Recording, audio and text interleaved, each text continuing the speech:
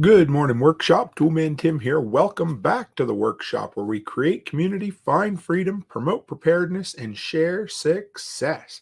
Today is February 26, 2022, and this is episode 75 of the workshop podcast, 3/4 of the way to 100. I always like those little milestones. I am sure I think we're about 8 weeks away from hitting episode 100. I'd like to do something a little special with some community involvement. So if anybody has any suggestions, throw them my way. Let me know. But definitely want to do something special for number 100. So today we're going to talk about 11 businesses to fill your pantry that you might not have thought about. And I know these Saturday morning live streams are getting a little more common. I enjoy them when I'm up and around and, decide it's time for a cup of coffee. Today, I think this is our very last coffee that we're working our way through, testing out all the different samples for our upcoming ship to order coffee business. I'm rather excited about it. So anyway, we've got a few different flavors, a few different tastes, whatever it happens to be. We got a bunch coming and I'm excited. So real quick, let's knock out the announcements. Telegram chat group. If you are not over there, that has become the go-to place. It's kind of got a mind of its own at this point. I love it. So if you're looking for an official water cooler, wood stove to gather around so we can all chat and share information, grab the Telegram chat room link from the description below. I'd love to see you over there. Number 2, for those of you who are still on Facebook, a few months ago, I split my old Handyman All Seasons Maintenance Facebook page, which had become kind of the unofficial Facebook page of the workshop, and I created its own workshop Facebook page. And I would love to start streaming over there, but it really hasn't grown as fast as I was hoping. That's totally fine. If you guys aren't into Facebook, no big deal. But if you are, grab that link and just like or follow, because it'll give me another platform to stream on and you another platform to keep up with what I'm doing. And speaking of new platforms, if you guys are a Rumble user, I launched my channel there a couple of weeks ago. It's growing really quick.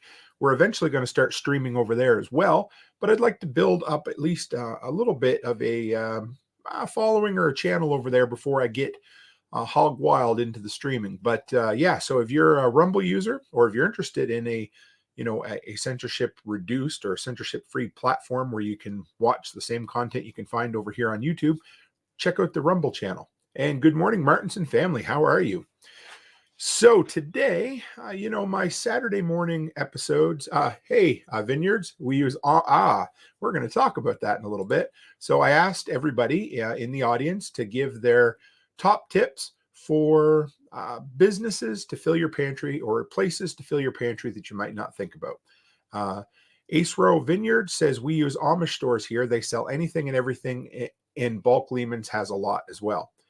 So yeah, there is.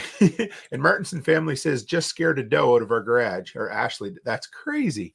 That's really cool. So anyway, Becky and I, we have been, as any of us, we're always on a budget and we're always trying to build up our supplies. And especially years ago, when all the kids were home, we always struggled to make sure that, we always made sure the pantry was full, but we had to come up with some outside the box ways of doing it. So earlier this week, with all the mess that's going on around the world and everybody's nervous about not having enough food on hand or what can I do? So first off, what you can do is don't worry about what you can't control, right? Talked about that last week, which is great. But some people want something to do or they want to, they might be like, well, I haven't really filled up my pantry as much as I'd like, or I'd like to. For Becky and I, we've been really switching into long-term dry goods. And so I thought, hey, her and I started making a list on what are all the different places over the years that we've gone to. And the thing I love about lists, okay, I'm a sucker for videos or podcasts that are full of lists, because the big thing is you're always going to find something in there, whether I got 11 businesses here. And if you just, out of those 11, you just take one with you that you're like, man, that'll work for me.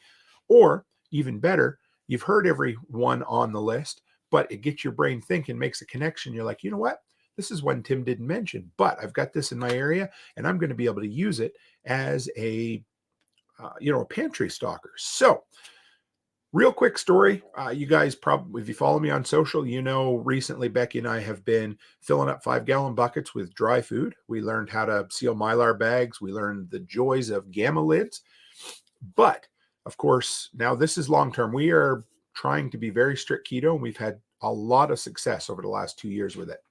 But the biggest drawback or the biggest downside to storing stuff is fats, because fats don't have a really good shelf life, especially good, healthy animal fats or whatever.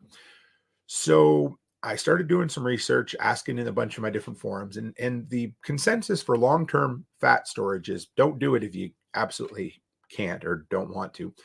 You know, it's not a great idea, but if you have to, Crisco or vegetable shortening seems to have the longest life. So we had a long discussion about that. And again, paper packages don't last as long as sealed metal tins. Well, apparently, Crisco is still available in actual metal tins in the US, but in Canada, what looks like a metal tin turns out to just be one of those tinfoil lined cardboard boxes, kind of like the coffee tins are now. And over time, you know, of course, the oil is going to start leaking through, air is going to get in. So I thought, hey, I got to come up with something. And so I went around to a bunch of different places, and this was the cool product for use on video. This is, so I don't want to, well, anyway, it's probably pretty obvious where this came from, but this is called vegetable ghee. And apparently it's an international name for, or a fancy name for vegetable shortening. They're identical in ingredients, and it's completely sealed in a metal can. It's fairly cheap. And so I'm going to start cooking with that just a little bit to test it out. Not ideal, but I always try to eat my preps so I know what I'm doing. And I'm going to store some long term and try it out. So all of this was kind of, I wanted you to see inside of my brain when I start having a problem and looking for a solution. And then quite often those solutions come with outside the box ideas. So without further ado, let's grab into the list. We'll start with the newest one that Becky and I have started going to. It's the one that we really enjoy. And first, you know, the first word in the list is Costco. So you guys know Costco. But if you have them around you, the Costco business centers, we just recently had one open in our city. Edmonton has, I want to say, 6 or 7 Costcos now. And we'd never gone into a business center before. They're incredible. Now, for you guys in the States, maybe you know, but I mean, there was like 20-pound, 30-pound blocks of cheese. Not that that does much for us. But what we found there was restaurant-sized boxes of spices. So we picked up chili powder, beef base, onion and garlic salt, chicken base.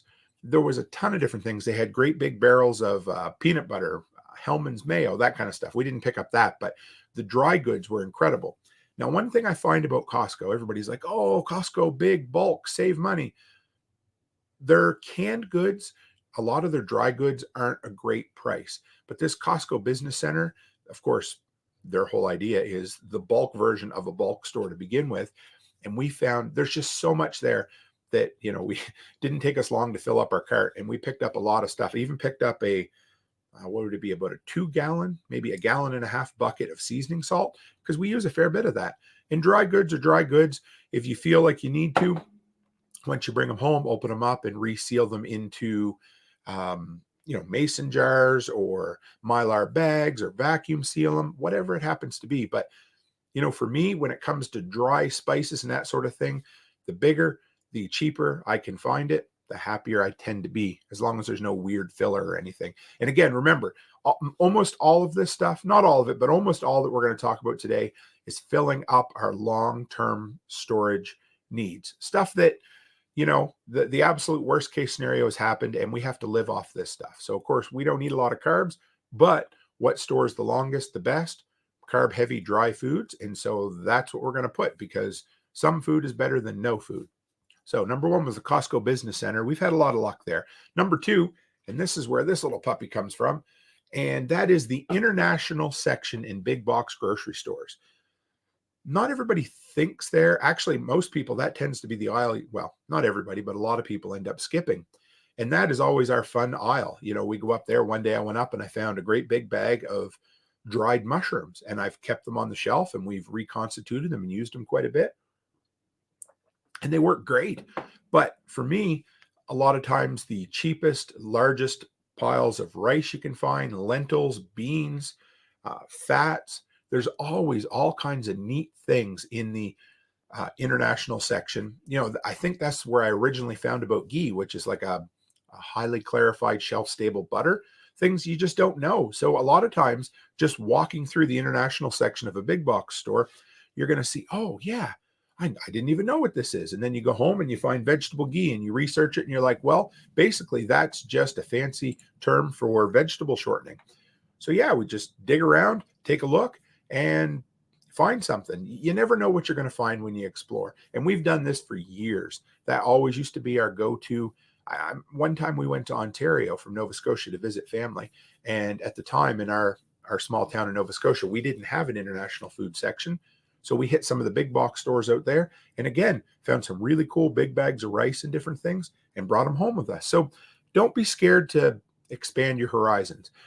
I'm not one to go into the international grocery stores themselves. Like we have a couple of Japanese or Chinese grocery stores in the city, and I need to start going in there and looking around, because if you're looking for outside the box, long-term food storage, that tends to be the stuff, because again, it had to be shipped here long term, and it tends to need to be shelf stable because most of it comes in bulk.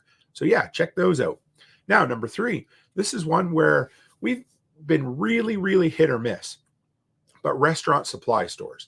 Now, some of those you need to have a membership or, special card to get in or pay a little bit of a fee. But a lot of them are just like, yeah, no, we'll take you. And most of these places don't go to one place to buy everything or to stock up your entire pantry there. Because what I find, what I really find happens at a lot of them is they'll have 1 or 2 products that are really cheap.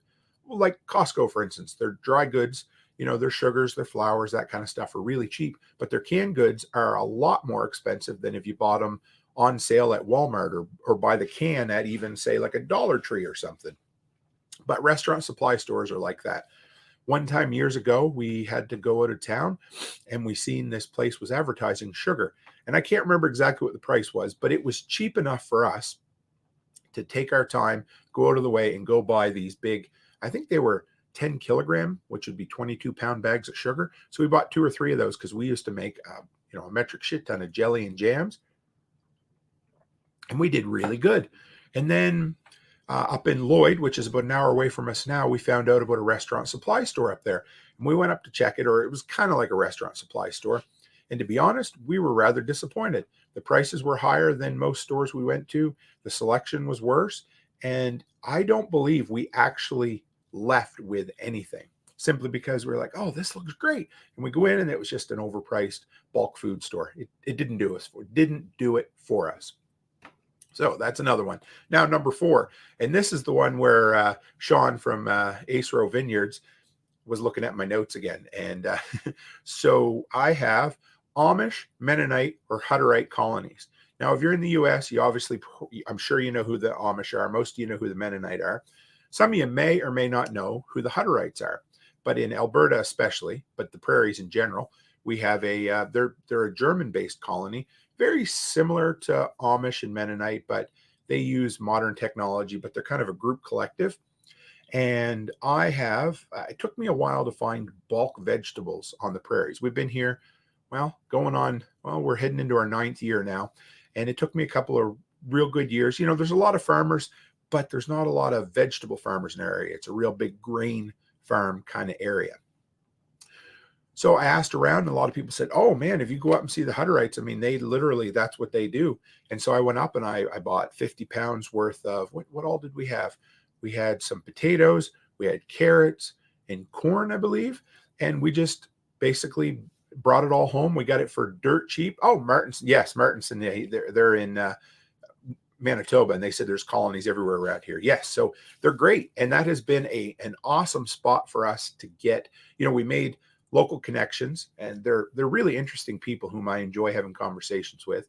And they tend to always have vegetables on hand. And of course, at the, the time of harvest, a lot of times you can, get things for cash really cheap because most of them don't have any money of their own. So they're always, looking to make a little bit on the side or that kind of stuff. So you just go in, have a chat, and take stuff home. They also have they just built a great big underground storage there for their vegetables to keep through the year. And so they always have a little bit to sell, but the best time to buy them is right at harvest time when their supplies are the biggest and their prices are the cheapest. All right, number 5. This one is discount stores.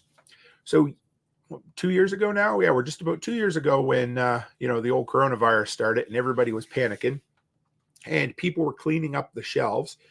Of course, I had friends and family from across the country who were messaging me and they're like, well, we can't find bread. What do we do? The stores are literally empty of bread.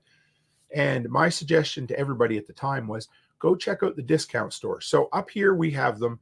They're we call it a bargain shop. It's kind of a middle-size department store. They tend to have a little bit of everything. They have clothes, they have electronics, they have toys, but not a lot of anything. And a lot of those are the type that, they'll buy day-old bread, or they'll have a deal with the bread companies that if they don't sell their bread in a day or two, they bring it to them. And they tend to have racks in the back and that kind of stuff. And I'm not exactly sure which stores would fit into that in the US, but they tend to be bigger and higher than or nicer than, say, your typical dollar stores, but they're much smaller than Walmart's, Kmart's, any of that kind of stuff. But they tend to be the stores that everybody forgets about. A lot of people hit up the dollar stores. They're not on my list per se. We've got some bonus items at the end, but a lot of people hit the dollar stores. Everybody hits the big box stores. But the last stores to be hit, or the last stores to think about, tend to be those discount department stores. And they tend to have really good dry goods too. A couple of years ago, I went in one day and they were blowing out their canned corn, not because it was expired. Even if it were, I'd still have bought it, but simply because they were changing to a different brand or a different can size. And so I bought 8 flats of corn at that time and just stashed them away in the pantry, and we gradually ate them up. And they were, I want to say they about 10 cents on the dollar. So don't forget about going to places like that because they work really, really well. Martinson says the best homemade wine and shine anywhere if you know the right Hutterites. That's good news. I didn't know that, and I will pursue that for sure. But discount stores have been a really good place, a really good source for us to find things like bread, things like proteins like nuts and that kind of stuff. And then, of course, canned goods, because, again, everybody hits dollar stores, everybody hits big box stores. But the last place to think about are those middle-sized discount stores. Tend to be places that are just overlooked. So number 6, pharmacy or drug stores. In this area especially, of course, our pharmacy has a small food section in it. Not a whole lot. But what they end up doing is most weeks they have a loss leader or two of a dry good or a canned good, and they'll have it on the shelf. So, they'll have tuna fish for 77 cents or 99 cents, or canned soup. They had Campbell soup here recently, and the price is a loss leader. It's always better than the best sale price that I can find at, say, grocery stores or the big box stores. So I will go in. The big problem with drugstores and pharmacies is they don't tend to stock a lot of it, and a lot of them tend to have really prohibitive limits on what you can buy. So, you can usually buy 4 at a time. Well, we tended to go with, the three kids who were still living at home and Becky, and each of us would buy our 4, and that would give us a case of it, because it was just a way to end up buying enough for us. And we weren't even overbuying. We were just buying enough that we would use in a week or two, because it tended to be, like I said, soup or tuna. And of course, just a place that not a lot of people think about. And to be honest, you could go in there day 1 or day 7 of the flyer, and they would always have some on the shelf, because even though it was a loss leader to bring people in, most times people weren't buying it. It was just there. Acero Vineyard says 100% maple syrup can be boiled down more to make sugar for baking and cooking. And it's very simple to make syrup and actual sugar or cream. Absolutely. Yeah, I did that years ago. We just did a small batch of maple syrup and we boiled a little bit down to make a sugar, which was cool. But it reminded me of another thing we did at the time. We took a bunch of ocean water and boiled it down. So if you live obviously near the ocean, boil down your salt water, you can have unlimited salt. It was great. We used it for a few years, and it was a lot of fun. So there's always ways to forage and find things in your area that will, help build your stores, or even maybe you're thinking beyond your whatever you have, 1 month, 3 month, 12-month supply. Maybe you're thinking, well, okay, we need to resupply eventually. So it's something to think about. Number 7, this has been one of our go-tos, and we actually did a whole episode on this, but Amazon subscriptions or Walmart subscriptions. If you didn't know, Walmart does them as well. In Canada, hey, morning, Chris, how are you? So in Canada, Amazon doesn't have the food selection that, my brothers from the US get. You guys are lucky. We do pretty good up here. So you can still subscribe to things like Sidekick noodle packages, sugars, sweeteners. There's a bunch of different things you can subscribe to. But the big thing is figuring out how much you use and then say doubling that amount for a year or so, and then just putting it on autopilot and using Amazon or Walmart to build up your pantry without really thinking about it. And it really doesn't cost a whole lot more because we tend to build up our supplies through those subscriptions with low cost items that we don't necessarily think about when we go to the grocery store, and we just have them come in on autopilot. And they come in, they go up on the shelf, and you forget about them. And it works really good. So it's something to look at. We also, another point of contention with those is make sure you go back and review them every so often, because there comes a time when one of two things: either you're not getting enough and you're running out of it, or more than likely you end up getting way too much and you have a huge stockpile and you don't think about reviewing it, and they just keep coming and coming, because that's where they get you. So for us, at least every 3 months, and we try every month to review all our subscriptions, and you can pause them, cancel them, or keep them going. And it's also a way to save money, because at least with Amazon, I think is it 10% off you get if you subscribe to at least 5 items. And it doesn't take much to subscribe to 5 dry good items to build your pantry. And also, side note, it's a great way to resupply or build up a supply of toiletry items as well. That's what we've used it for the most. Now, here's another one, and it's a weird one, but farm supply shops. So number 8, around here we have the UFA. Hey, good morning, James. Nice to see you, my friend. We'll be James from the Prepper Broadcast Network. We're going to be going live tonight, talking about a whole bunch of us. I think it's going to be a roundtable discussion just about what's going on in the world, and hopefully a solutions-based suggestion or conversation. But yeah, so number 8, this is a weird one: farm supply shops. Okay, so bear with me, because I worked at a UFA, which is the United Farmers Alberta, here in Canada, Alberta, obviously. And there are some things there. First off, if you're looking to build up, like, say, really cheap pet food, that's the place to go. They have the cheapest cat food you're going to find in the biggest, assiest bags you're ever going to find. Just cheap stuff. So if you need like long-term cat food, dry food, I know it doesn't store perfectly, but worst case scenario, you're going to have it. So take it, go in there, check that out. That's great for your animals, right? There's also first aid stuff, which I'm not going to talk about today per se, but what I'm talking about is a couple of different food items you can get there. Now, number 1 is salt. They have the cheapest salt you're going to find anywhere. And if you go in and look at the fine salt that you can feed to cattle as minerals, it's made by Sifto, or one of the local salt companies, and it is every bit as clean and clear as the stuff you'd put on your food. And you can buy it in great big old bags for like $10. So if you want a cheap way to stash away salt, go for it. Now, something else I didn't look into a whole lot, but they also sell bags of whole grains. You're like, anyway, it's designed to feed horses. The wheat was one of the big ones that everybody bought for their horses a lot. But if you want to dig in, look into that, farm supply shops do have a lot of grain. So if you're looking for, if you don't want to go and see a farmer and buy a great big, like 2 or 3 bushels of the stuff, but you'd love to have maybe some unground up wheat that you want to buy, go check out farm supplies. Morning, Ted. How are you?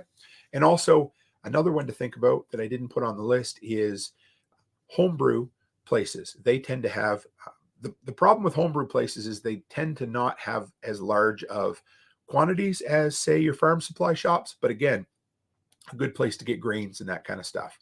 Always good to have. Number 9, and this has been my go-to for years. This is probably the one that started me, and it's a bit of a cheat, but I love it. And it's the clearance racks at any store. So hardware stores, farm supply stores, Walmart, Superstore, which is one of the grocery stores up here, I always go to the clearance racks. Now, over the years, they haven't been as profitable as they used to be because they tend to just throw stuff up on these racks now and they don't discount it, which is a real pain in the ass. But if you go and check it out, look for the yellow labels. A lot of times you'll find, again, they're just changing products, changing labels, changing can sizes, and they're getting rid of stuff that literally has, well, I mean, you know what, canned goods, they're good forever anyway, but they tend to have really long shelf lives anyway. And they're nowhere near their expiration date. So check them out if you can buy them for 10 or 20 cents on the dollar. I've managed to buy about a year ago, of course, when COVID happened and everybody got so excited about wanting to bake at home. And it got to the point where Robinhood up here in Canada ran out of bags for the flour. So they had to start bagging for the stores in the brown, say, restaurant bulk style bags. It was kind of cool. But what ended up happening was, of course, the big box stores had a massive oversupply of them because, again, the law of supply and demand, they had too many. And so we ended up buying 50-pound bags of flour for way less than $10. We bought a couple of them. We should have bought more, but it's all we had room for at the day. Also, don't sleep on a deal. Don't ever think I'll come back and check out a clearance item later. If it's cheap and you have the money, buy it and take it home. There's been a few times when I've gone home and kicked myself because I didn't buy what I should have, went back and it was gone. But check out the clearance racks, especially for things like those little pouches of tuna and different things. So they're shelf stable. You can make your homemade MREs or throw them in an automotive survival package, that kind of stuff. Or just, canned goods are good. And then bulk dry goods tend to be the type of things you're going to find on clearance racks. And sauces, again, it's great to have all the rice and beans in the world, but if you don't have a hot sauce or soy sauce or fish sauce, whatever you want to have, that tends to be another place that you can get really cheap. Sometimes try something you haven't tried before. Sometimes I'll grab a different flavor of Frank's Red Hot, try it out, and I'm like, it's okay, or it isn't, but you tried it, you didn't lose much out of it. Number 10. Oh, let's see what this is here. PBN James says, we have played with things like Misfit Market and other grocery delivery that sells ugly produce and overstock. I love that idea. That brings me to another, talking about clearance racks. I never thought about this. There's always these things as you go. But yes, those are great. We did have a local farm delivery service where they picked up from a bunch of different farms for a while. They shut it down because of health reasons or something. But Superstore in Canada does sell ugly fruit or ugly produce, and it tends to be a little bit cheaper. But another thing, if you want to get a little creative, if you're into freeze drying or dehydrating, doesn't tend to be quite as good for canning.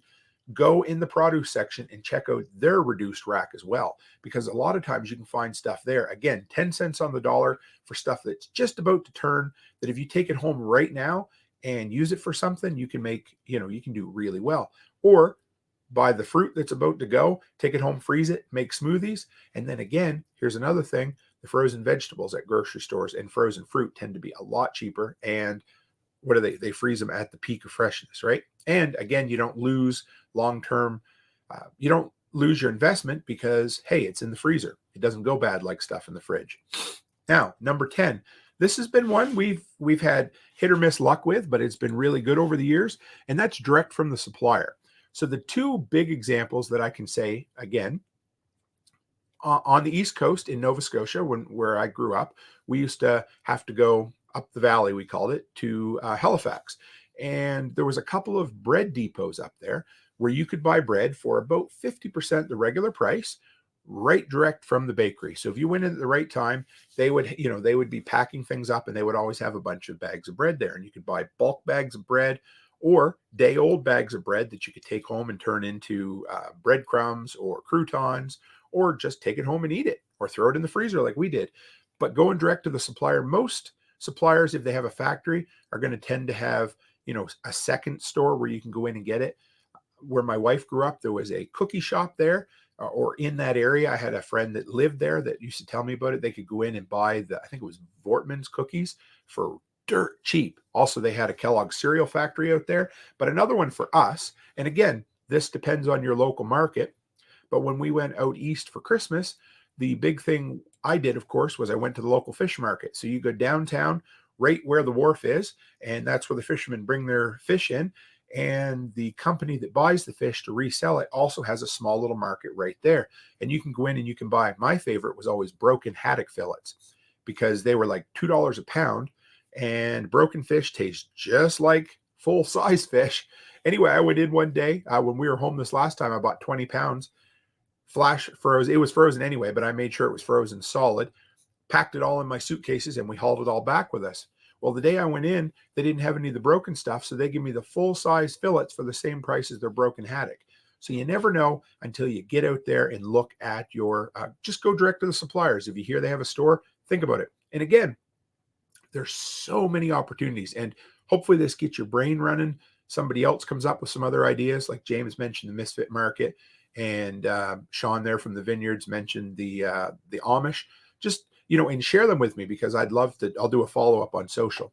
Now, number 11, this is another one that not everybody thinks about, and this is one we've been hitting recently, is the Army surplus stores. And I don't mean for ammo, although that would be a good one, or body armor, or all the other stuff. But our local, I say, the only Army surplus store we have, again, is in Edmonton. So whenever we're up there, we stop by. And for a while, my daughter was on this kick where she wanted MREs because she wanted to taste all the different ones. Well, it turns out that their prices are fairly reasonable, because they tend to buy them from the guys that are, they have them left over after they do exercises. They have nothing to do with them. So go in, check it out, buy them by the case. They tend to be a little bit cheaper. Just make sure you're going to get a variety of them.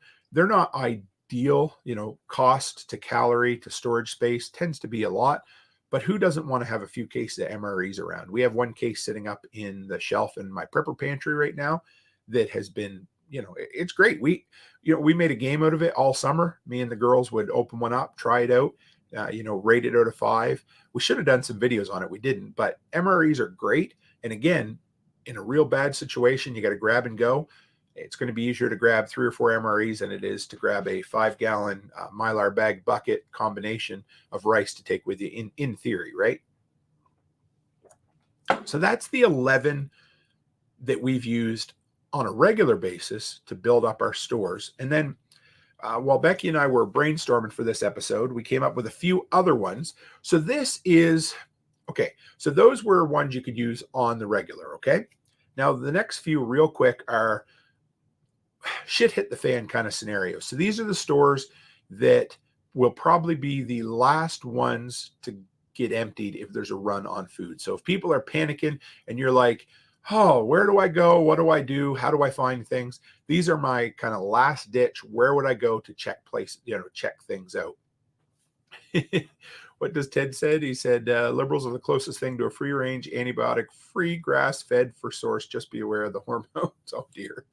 Yeah. So there's, these are a few quick stores that will have some stuff if you can't find anything at all. And the first one is hardware stores. We were at a farm supply hardware store recently. It's a fairly large one, and they had dried fruit. It was candied, so it had sugar in it. But they had a huge selection of nuts. You don't think about that. They had barbecue sauces, which, are calories, I suppose, if you needed to. And they had energy bars and that kind of stuff. So, if you're like, I can't find anything anywhere, these are the places that will be picked over the absolute least or the last place people go to. Another one is thrift stores. And you might think, oh my God, I don't want to go to a Salvation Army to buy food. Well, I'm just saying, sometimes we've gone in and for whatever reason, there'll be a case of cans sitting on a shelf there. And they're like, yeah, somebody donated them and they'll still be good. So it's a place to check it out. And oh yes. And Acero Vineyard says backup way to cook it as well. That is absolutely important. Never really thought about talking about that. But yes, the thrift stores would have that too. You could buy yourself a small little charcoal barbecue, or more than likely camping supplies. So like one of those little Coleman stoves, either a single burner or a double burner, or maybe one of those little portable alcohol stoves. That's the kind of stuff you're going to find there. Or, if you still have electricity, you might find one of those one burner hot pots or electric burners, or a rice cooker, that kind of stuff, all kinds of neat things. But yes, thrift stores do have a little bit. Another one is business supply stores. So places like Staples or Business Depot, that kind of stuff, they're going to have, and they might actually surprise you. I actually went through one a while ago thinking I was going to do a video on outside the box supplies that you could find at staples and that kind of thing. I took a lot of pictures, but I think I'll go back and do a video sometime. But one thing they had a lot of was water, bottled water. They had Gatorade. There was big bulk bags of some stuff as well. The type of things that you would like put in a jar on an office desk. They had coffee, they had tea, just a bunch of things that you wouldn't necessarily think of. So these outside the box ideas, right? They're good. The next one is dollar stores. And I talked about that a bit. They do tend to get picked over fairly quick, but they're also a place to go check out. And sometimes you'll find like everybody knows Dollar Tree or Family Dollar or up here Dollarama. But a lot of times, some of the small towns will have those no-name dollar stores that people don't think about. Dollar Store and More is a big one up here. They're good. Just a place to think about. When the COVID craziness started, I wanted to get some extra hand sanitizer, and the only place I could find a little extra in those small bottles that I could send to people where it was at the local Dollar Tree. So check it out. Let's get rid of Mr. Spammer here and block, and you're gone. Cool. All right. The next one is up here. We call it Bulk Barn, but they tend to be the bulk stores. They, used to be grocery stores all had big bulk sections and that kind of stuff, but not so much anymore. But this place has all your dry goods in these great big bins. Now, the reason I didn't have them in my list above is their prices tend to be higher than buying them in bags at the grocery stores. But again, if this is a scenario where you're like, the grocery store's out of flour, I can't get it anywhere, I need something to bake or cook with, then the bulk barn or a bulk store could be your way to go. And it used to be you'd think, okay, well, bulk stores are going to be cheaper. They don't tend to be anymore. But if you're desperate and you need something, and if you're listening to this, I hope you're not ever in that situation. But just an idea to think about. And the last one, and this one is hilarious, but we've bought stuff there, is home decor stores like HomeSense. So if you guys, I think you have HomeSense or any of those where, my wife goes in and she's like, I need a print for the wall, and she wants a nice fancy painting or picture. That's the type of place you go. But you go in there, and again, for some reason, they have a lot of keto snacks there, but they have a lot of nuts. They have a lot of like snack bags, and then they have an entire section at this one store. They have things like coffee and tea and hot chocolates and sauces and sometimes some beans and some rice and some grains, just weird stuff, because it tends to be a place where they buy discounted or discontinued products from another store, and they have this little section for it. So it's worth checking it out. Oh, I didn't know this. James tip here says restaurant supply can be bought from online now. They have great bulk foods and kitchen tools. That is great. I got to check that out, because most of our restaurant supply places in this area are just local areas. Like they're not a big brand or a big box type, but I got to check them out. And this makes me think of another thing. If you're going into a city and you have time to explore, drive around the industrial parks, because you never know the supply places you're going to find. Like I was in one day and I found this place that their entire business was mini potatoes. I thought, that's weird, right in a city like that. You just don't know. And that's where you're going to find your restaurant supply stores, a lot of times your army surplus stores, but the industrial parks tend to have the places that sell things in bulk. And if you go up and knock on the door, the worst they're going to say is, sorry, you have to be a member. But most places aren't going to. In this day and age, places are just happy to sell to you. So, yeah, if you're listening to this on the podcast later on in the recording, what's your go-to as far as your tip or the one place that you can always get stuff that helps fill up your pantry? Because I love hearing it. So, send it to me on social, email it to me at therealtimcook@gmail.com. I'll do a follow-up. We'll do a big list. I love doing episodes like this. They're always so much fun. Oh, yes. Chris Dixon says, check out those little liquidation stores. Yeah, there's, we have one in our area called Uncle Wiener's. I don't even know where the name came from, but there's one in the city. There's one nearby, about an hour away, and they tend to have a lot of that kind of stuff too. You just don't know. And again, if you're not sure, drop in and explore. Take some time, go off the beaten trail and find those hidden gems. There's a couple of produce stores that we found out about. I think it's called H&M Produce or something. If anybody's listening in the Alberta area, they tend to have really good deals on produce. They're just kind of they got 5 or 6 stores in the city, and they're worth checking out as well. So just take your time, explore, find places, remember places, and just keep a mental list. You're like, oh, I can go here, or I can get this there, or, or if you're driving by, what I do sometimes is we're busy in the city and I'm driving by. If I see a place that I want to check out later on, I just mention it to the missus and she'll write it down and we'll go back. Like I found a DeWalt store one day that I didn't know existed. We didn't have time that day. We went back another time. There was a flea market, a great big, huge indoor flea market. We went back, and you know what I found there was the best price on silver I had found anywhere outside of the online marketplace. It was incredible. So, and it was, it was an old guy that had been selling silver for years, and he bought it in bulk and he'd resell it, and he had very little markup on it. I was pretty happy with that. So you never know what you're going to find. And in there as well, there was an Army surplus guy that was selling some MREs too. So we picked up a few of those.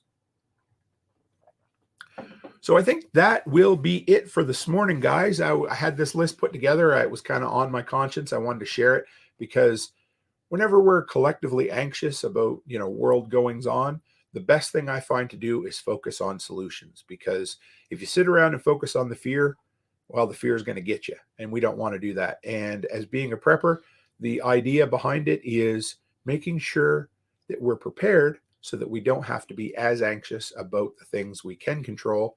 No, we don't have to be anxious at all about the things we can control, and we can be a hell of a lot less anxious about the things we can't control.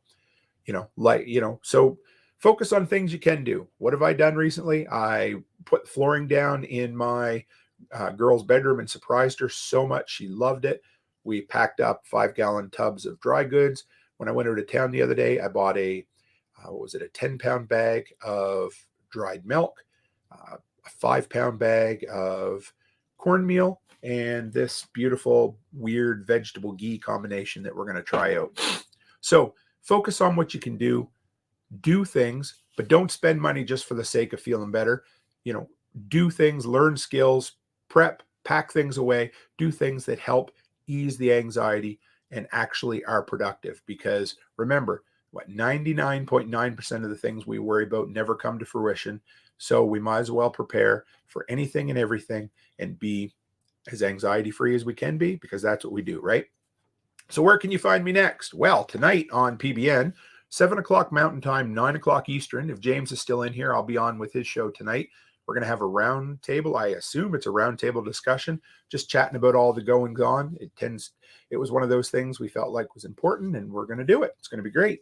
And then tomorrow night here as well, we've got, it's going to be a PBN kind of roundtable again, but it's James is coming on to tell the story of the Prepper Broadcast Network so far. I want to hear, I'm going to learn a lot from it. And he is like a serial entrepreneur as well. James is the type of guy that will inspire the hell out of you. So don't miss that episode. That's tomorrow night at 7 p.m. Mountain Time, like always, right here. And then next Thursday will be the next episode of Preparedness. Haven't settled on a topic yet, but the last few episodes have been huge. They're some of the biggest ones we've done, and I've really enjoyed. Well, I love doing them. You know me. I'm a geek for home maintenance, so why not, right?